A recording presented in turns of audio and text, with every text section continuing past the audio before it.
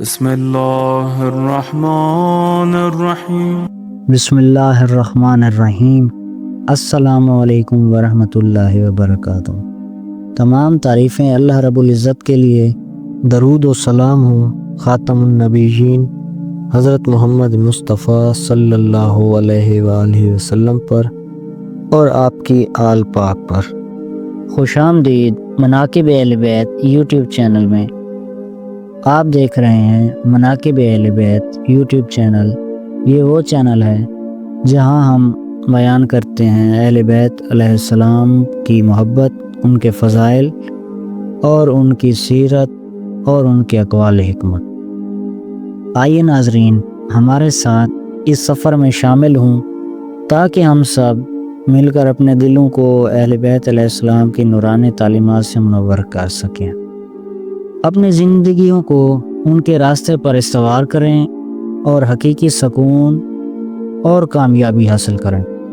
مناقب اہل بیت یوٹیوب چینل میں آپ کو ملیں گے مستند وظائف، قرآنی دعائیں اور اہل بیت علیہ السلام کے بابرکت فرمان۔ یہاں ہر لفظ روشنی ہے اور ہر دعا سکون قلب کا ذریعہ۔ معزز ناظرین، ہمارا مقصد ہے کہ آپ کی زندگی قرآن و سنت اور اہل بیت علیہ السلام کی تعلیم کی روشنی سے جگمگا اٹھے۔ یاد رکھیں، دعا مومن کا ہتھیار ہے اور ذکر سکون دل کا راز۔ جیسا کہ ناظرین نہج البلاغہ میں امیر المومنین مولا علی علیہ السلام فرماتے ہیں، ذکر الہی دلوں کے امراض کی شفا ہے۔ نہج البلاغہ حکمت نمبر 227۔ دعا بندے کے لیے مصیبتوں سے ڈھال ہے اور رحمت کے دروازوں کی کنجی ہے۔ نہج البلاغہ خطوہ نمبر 174۔ اصول کافی میں مولا امام جعفر صادق علیہ السلام فرماتے ہیں، دعا مومن کا ہتھیار ہے اور ایمان کا ستون ہے۔ اصول کافی جلد نمبر 2 صفحہ نمبر 468۔ جو بندہ دعا کرتا ہے وہ اللہ کی رحمت کے قریب ہوتا ہے۔ اصول کافی جلد نمبر 2 صفحہ نمبر 473۔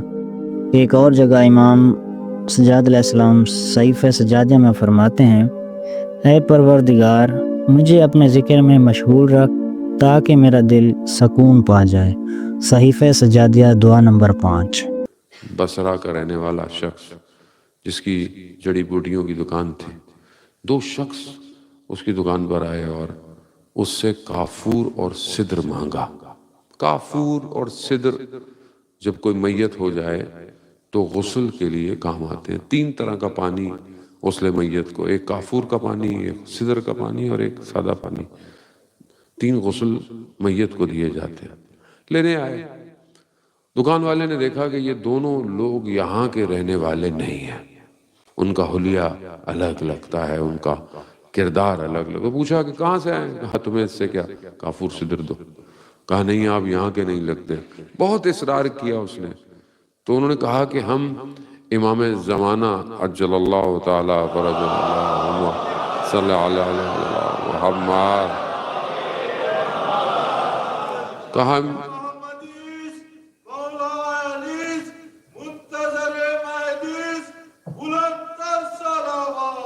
اللہم صلی علی محمد وآلہ۔ فرماتے ہیں کہ ہم امام کے ساتھ ہوتے ہیں اور ہمارے ایک ساتھی کا انتقال ہو گیا ہے، تو تمہاری دکان پہ بھیجا گیا ہے کہ تمہاری دکان سے کافور اور سدر لیا جائے۔ خیر یہ کافور سدر دینے کے بجائے اس نے ان کے پاؤں پڑ گیا، کہا مجھے بھی امام زمانہ کے پاس لے جاؤ۔ تو ان کہا ہمیں اجازت نہیں ہے۔ کہا نہیں مجھے لے جاؤ۔ بہت اصرار کیا تو انہوں نے کہا کہ ایک شرط پہ لے جائیں گے، لے جائیں گے، آگے امام ملے نہ ملے ان کی مرضی۔ کہا ٹھیک ہے مجھے منظور ہے۔ لے گئے، اس نے دکان بند کی، کافور سدر اپنے ہاتھ میں اٹھایا، دیکھا دونوں چلتے چلتے پانی کے اوپر چل رہے ہیں۔ پانی آ گیا کہیں دریا سا، اب یہ کھڑا ہوا ہے کنارے پر۔ کہا کیا ہوا؟ کہا میں پانی پہ کیسے چلوں؟ کہا بسم اللہ پڑھو اور اللہ کو آخری حجت کا واسطہ دو۔ اس نے دیا، یہ بھی پانی پہ چلنا شروع ہو گیا۔ پانی میں چلتے چلتے جب ایک جگہ پہ پہنچا کہ صرف پانی پانی نظر آ رہا تھا تو کالے بادل آئے اور برسنا شروع ہو گئے۔ جیسی بارش ہوئی اس کا لباس گیلا ہو گیا، اس کا لباس بھیگنا تھا۔ اس کے ذہن میں خیال آیا کہ یہ اپنی چھت کی دکان پر صابن سوکھنے کے لیے رکھ کے آیا تھا۔ جیسے ہی خیال آیا یہ پانی میں ڈوب گیا، ہاتھ پاؤں مارنے لگا، بچاؤ۔ انہوں نے مڑ کے دیکھا، کہا تم جا کہاں رہے ہو اور تمہاری سوچیں کہاں ہیں؟ کہا میں کیا کروں؟ کہا بسم اللہ پڑھو، دوبارہ حجت کا واسطہ دو، کھڑے ہو، چلو۔ دوبارہ کھڑا ہوا، چلتے چلتے کنارے پہنچا۔ دور سے اس کو ایک خیمہ نظر آیا جس سے سبز نور نکل رہا تھا۔ انہوں نے اس کو روک دیا، کہا ہم اندر جا رہے ہیں، اگر اجازت ہوگی تو ملائیں گے۔ وہ کہتا ہے کہ میں نے سنا، اندر سے آواز آئی، سنا اس نے کہ انہوں نے کہا کہ مولا بہت اصرار کر رہا تھا، ہم لے آئے، آگے آپ کی مرضی۔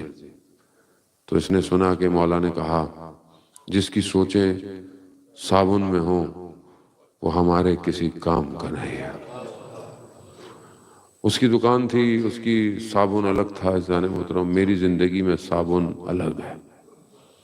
میری کتابیں، میرا درس، میری مجلس، آپ کی زندگی اپنی جگہ پر، آپ کی زندگی میں اپنی چیزیں، وہی چیزیں ذہن میں رکی ہوئی ہیں، یہی چیزیں آگے بڑھنے نہیں دے رہی۔ میری صبح شام کی پریشانیوں میں امام کہاں ہے؟ کیا میں مضطرب ہوں؟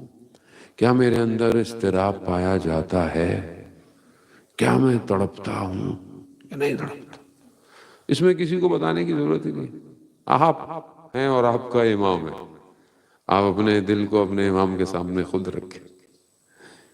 کیا میرے اندر سے یہ دعا نکلتی ہے، متا ترانا و نراقا، کہ کب آپ ہمیں دیکھیں گے اور کب ہم آپ کو دیکھیں گے۔ عزیزون الیہ، میں پوری کائنات کو تو دیکھتا ہوں، مخلوق کو دیکھتا ہوں، مگر مولا میں آپ کو نہیں دیکھ رہا۔